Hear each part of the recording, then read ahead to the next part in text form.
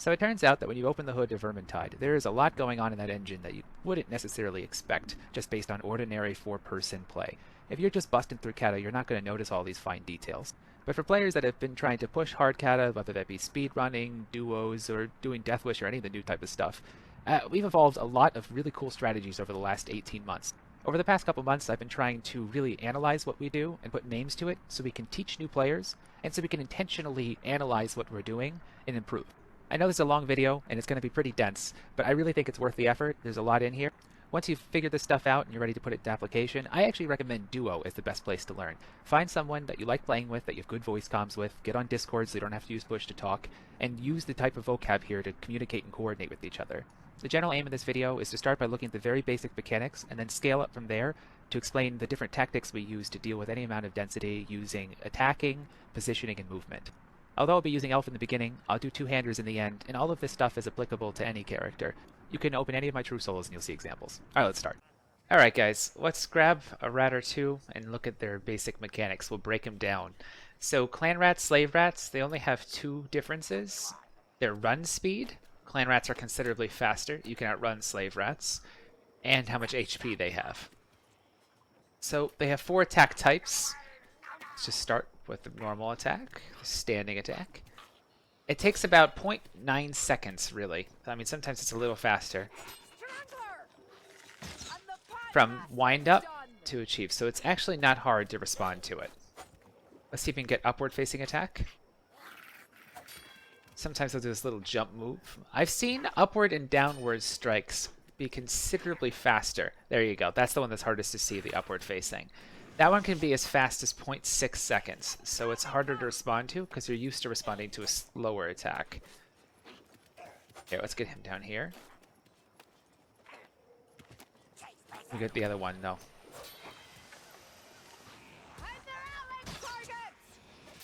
There's one more other upward facing.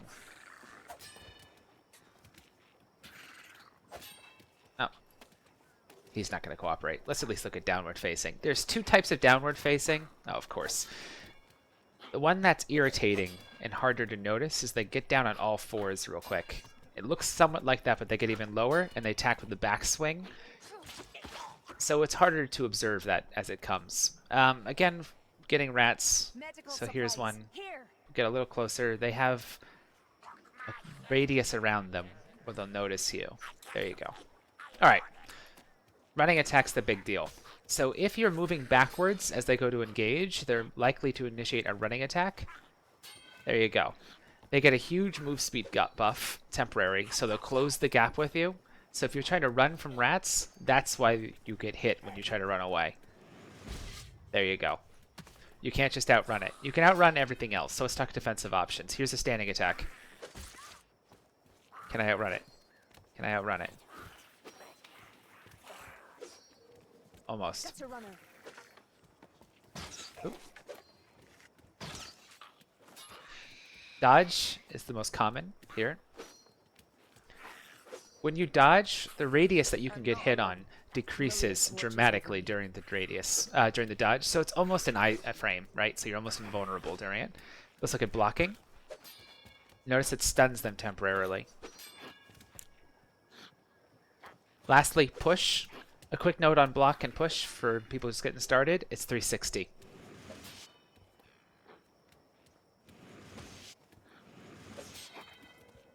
How long the push interrupts is weapon specific. It's one of the things that makes this game great, is the weapons really feel different. Here's one last attack, one last defensive technique, which is attack.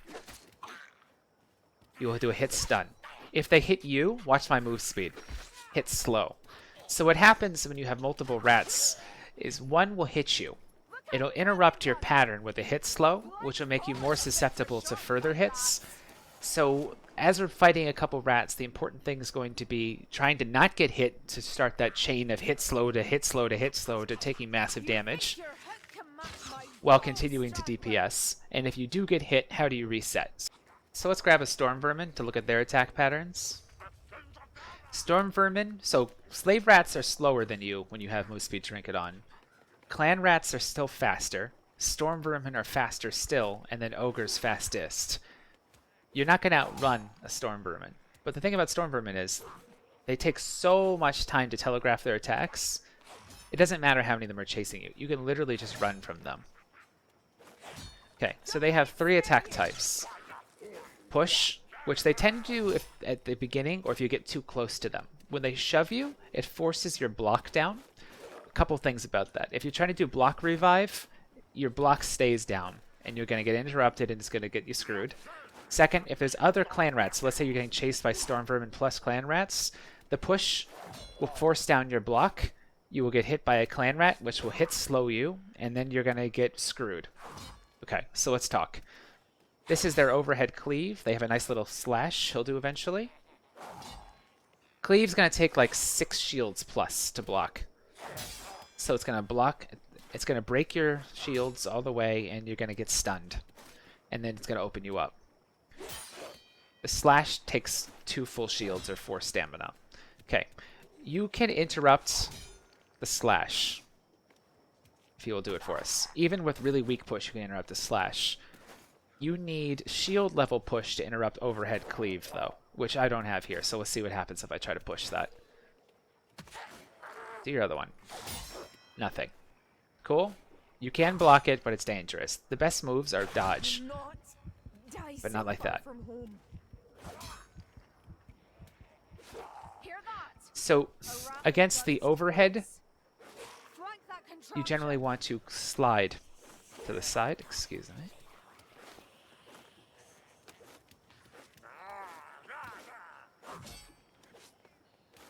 Oh, he's dead. So against, let's see. Let's let him do his move. That's what I wanted you to see. Side dodging against the slash is not very consistent. Back dodge is more consistent. Cool. So let's look at small scale engagements. So the bottom line here is every weapon has some number of targets that it's totally comfortable with just sitting and DPSing. So for example, sword dagger, I'd say up to maybe 4 targets. You can just do this. No skill needed, button mash. So let's say that's called your control. The number of rats you can just sit there and DPS without issue. What do you do when you have more rats to face than you have control? Basically what you want to do is keep the fight small. You want to only actively have next to you touching you less rats than you can control. So we'll put ourselves in a corner, reduce the angle they can attack us from.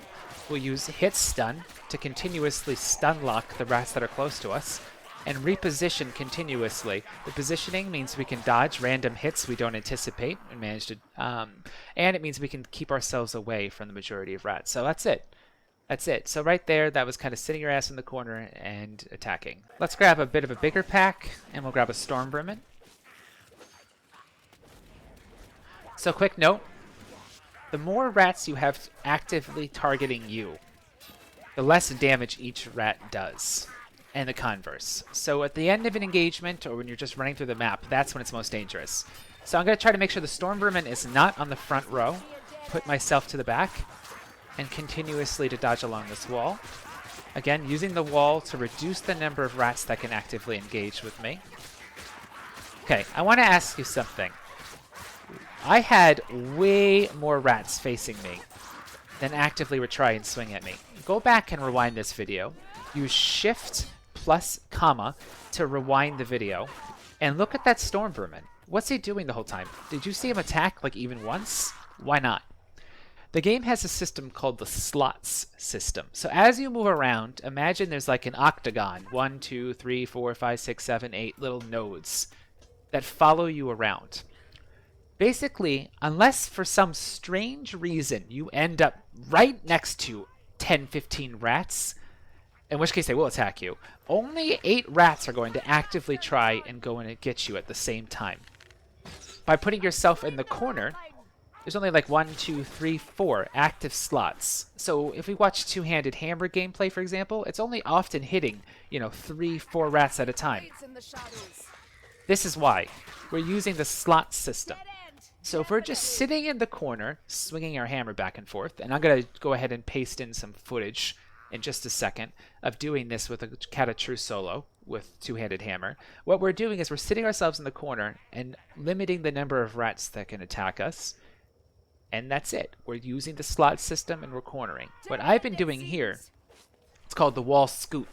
I'm sitting in the corner, right? And let's say I have a storm vermin with like 10 rats like what I just did. Blah, blah. I'm nice and doing this. I'm doing our normal tactic. Uh-oh, a storm vermin's right in my face. Storm vermin, they have armor. My little sissy attacks are just going to bounce off them. The storm vermin is going to protect the other clan rats with its armor, and they're going to stab me, and it's going to get me hit slowed, and it's going to snowball into problems. So what do? As soon as the storm vermin is the active engager in front of me, dodge along the wall, keeping myself safe.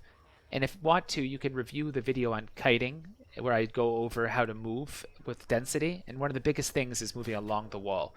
And the reason moving along the wall is so great is because there's almost nowhere a slot right on the wall. So you can usually sneak right through, right? Anyways, so our storm vermin over here was engaged to us. We move over here. And when we do this, when the AI realizes that those guys are not the closest anymore and goes to recalculate engagers, it's going to say, oh, the clan rats over here are closer. So storm vermin, you're just going to sit like here like a fucking idiot. And these clan rats over here are going to target you. And by manipulating the slot system, cornering, and wall scooting, these techniques we were just talking about, you can face the storm vermin last. Cleave through the clan rats with your nice little swing block combo or whatever you're using, and then when it's easy at the end, you can assassinate the storm vermin. So here we are, Death Wish, Last Stand, white weapons. The point here is I want you to see just how safe Wall Scoot is of using that slot system. This is not weapon specific. You could be doing this with sword, you could be doing this with falchion, you could be doing this with Kruber's sword. I'm watching this. So I want you to know that's a Death Wish hit we just took. Look how little damage, like we talked about. The damage it does is reduced by the number of targets. Another thing I want to emphasize is I'm not just mechanically repeating this. I'm actually looking for running attacks that are about to get in. And occasionally I will use an extra block or dodge based on that. So basically, Yapko likes to call this rat soup. It could just look like rat soup to you. It's just a bunch of stuff in front of you that you don't notice specifics. But the longer you play, the more your eye will get used to noticing the single running attack that shouldn't be coming for a clutch block. So we're repeating this procedure with a green sword with no traits unlocked. Green weapons have the same damage profile as white weapons. So if you don't want to farm whites, you can use greens as a cheap substitute. So we're using the same technique here.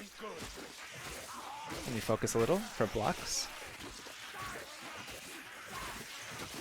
So two-handed sword, obviously a more control-oriented approach.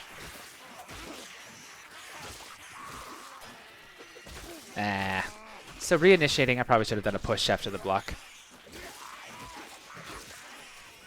I'm not as practiced here. So we're at the end of an engagement, so we should be extra careful not to take a hit, because it'll do extra damage. But anyways, Death Wish Horde with a green weapon. If I was a little smarter, I wouldn't have taken all that damage in that one big chunk. But it also illustrates how taking one hit, or even being forced to block or something like that, can result in a lot of hits taken. So next I want to talk about more mobile style of engagement. So why would this come up? So typically you're not going to do a mobile style of engagement when your party's still alive. So this is either true solo, duo, or like a clutch scenario where your team is getting screwed. But even then, with just these clan rats, I wouldn't sit here and try to fight mobile. It's more dangerous in general. This is just grabbing density, by the way. This isn't the technique. So the reason this would come up is you have an ogre, or something like an assassin, or a gas rat, or a gunner, and you need to reposition. So like, let's leave this guy alive, for example. We don't want to be here. What are we doing right now? Wall scooting? Now look how linear this engagement is. Linear engagements means you can't get flanked. A linear is almost as safe as fighting along the wall. So I can do, again, this is circling. I'm continuously staying ahead of the density that's trying to flank me from behind. And as I flank the flankers to the right. It's kind of like, well, Yap describes it as cresting the wave. I'm only engaging half of my flankers. So if I ever get hit, what I typically do is push, dodge away, to get to a wall to reset. Once you lose initiative, it's hard to. But anyways, you get the idea. That's circling. The other major technique is linearizing the fight and jousting. So I did a little bit of it right here, if you recall. Let's go grab some more density and try again. Over here looks good.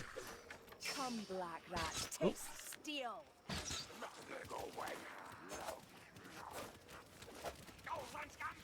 Alright, this is plenty. So a linear fight is even safer than wall scoot typically. Joust. Joust. In. Dodge back. Swing in. Dodge back. The dangerous part about about jousting is actually getting flanked. And running attacks. There's a runner about. That's a runner. Watch him again. Watch, watch, watch. Remember from the special video, you know when he's about to dodge? Dead end, it seems.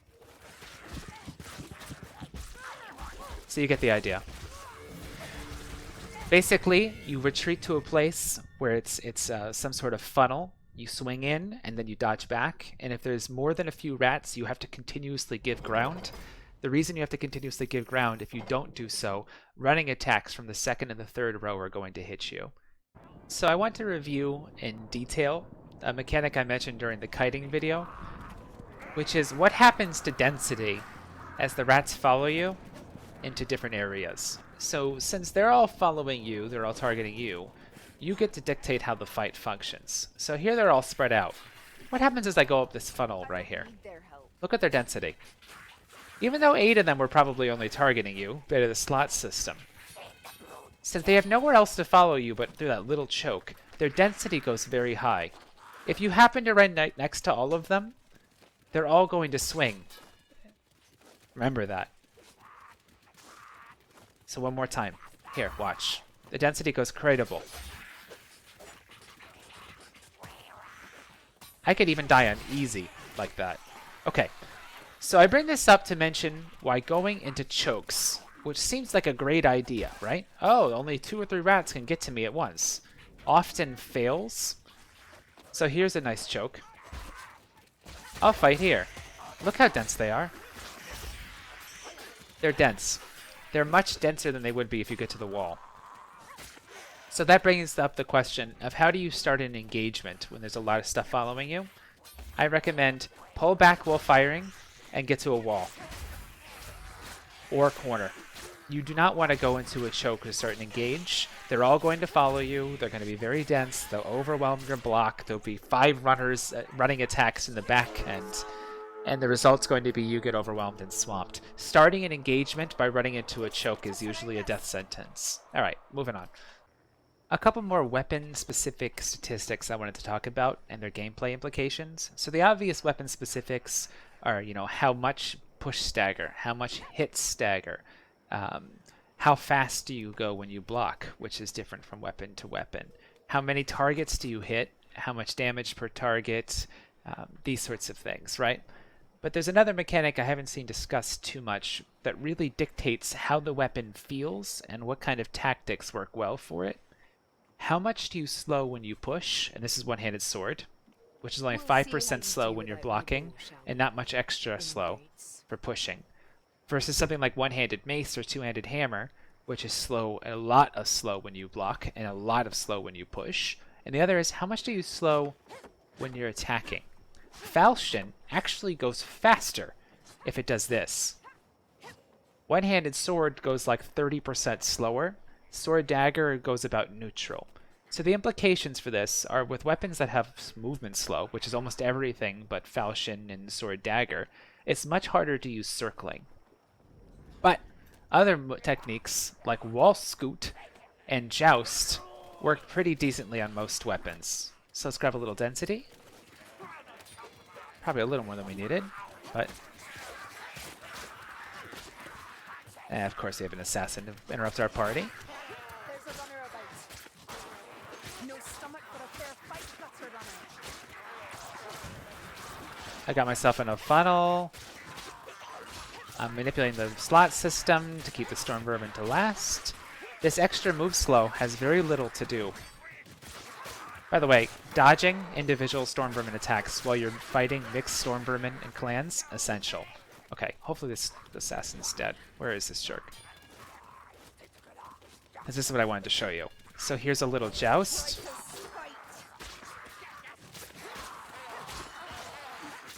Works okay. Two-handed sword, for example, has an even harder time. Wall scoot, fine. Alright, let's try Pierce Circle.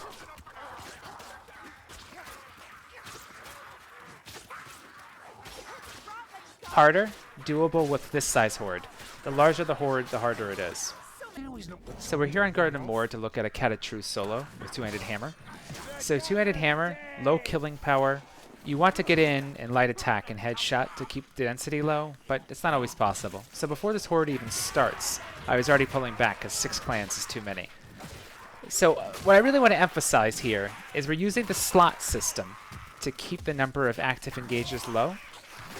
But since my attack speed is so low, I might get hits in between my attacks. And also, I might still have too many rats next to me to control with just the hammer. So what I'm using is chain pushing to push things back, because as they get pushed back, it takes time. I believe this is how this works. It takes time for the AI to basically say, oh, time to check the slots again. Oh, time to update the slots. So as you throw rats out of the slot system, you're buying yourself room.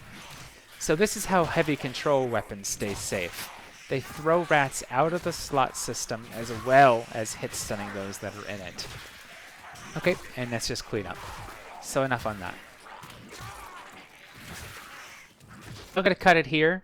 In the future, we can do advanced videos where we talk more specifically about gaining and keeping initiative, how to deal with mixed specials and hordes and decision making, those sorts of things. But these are the essentials. Like, these are the tools that you need to bring.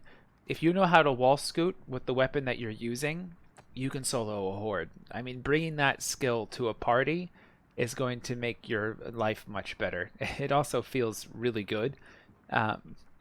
So now that you kind of know the different names for the tactics, you can ask yourself, well, this weapon is probably going to be good at doing X, let's say wall scoot. Let's practice wall scoot deliberately. When should I use wall scoot? Is it time to circle? Like these sorts of questions. And you can also communicate with your party in the same way if you guys are on voice comms and you're a consistent four-man, that kind of thing.